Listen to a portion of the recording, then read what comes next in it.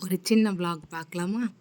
Second ப்ரெக்னென்சிக்கு date நெருங்கிடுச்சுன்னு என்னோடய குழந்தைய பால்வாடியில் சேர்க்கலாம், இப்போவே ட்ரெயின் பண்ணால் தான் அவளுக்கும் பழகும் அப்படின்னு பால்வாடியில் கூப்பிட்டு போய் சேர்த்தா அவள் என்னை விடவே இல்லைங்க. சரி கொஞ்ச நேரம் அவள் கூட உட்காந்துட்டு அப்புறமா வரலான்னு சொல்லிட்டு நானும் வெளியே வந்து உட்காடுறேன். வெளியே வந்து உட்காந்தா என் கூட உட்காடுறா, பசங்க கூட விளாடவே மாட்றான். நான் இருக்கும் பொழுது விளாட்றான், நான் போயிட்டா அழறான். அப்புறம் அவன் நல்லா விளாண்டுட்டு இருக்கிற நேரம் பார்த்து நான் வீட்டுக்கு வந்துட்டான். அவள் அழுதானா ஃபோன் பண்ணுங்க அப்படிலாம் சொல்லிட்டு தாங்க வந்தேன். இருந்தாலுமே வீட்டுக்கு வந்து மனசே கேட்கல, பாப்பாவை அங்கே விட்டுட்டே வந்துட்டோமே அப்படின்னு சொல்லிட்டு. ஆனால் இப்போலேருந்து பழகுனா தானே அவளுக்கும் கொஞ்சம் இன்னும் பேச்சும் வரலை. சரி பேச்சாச்சும் வரட்டும், பழகுனா தான் கொஞ்சம் பேசுவா அப்படின்னு சொல்லிட்டு தான் விட்டுட்டு வந்தோம். அப்புறம் ஒரு 2 ஹவர்ஸ் கழித்து போய் பார்த்தோம். அவள் அங்கே அழகாக உட்காந்து சாப்பிட்டுட்டு இருந்தா.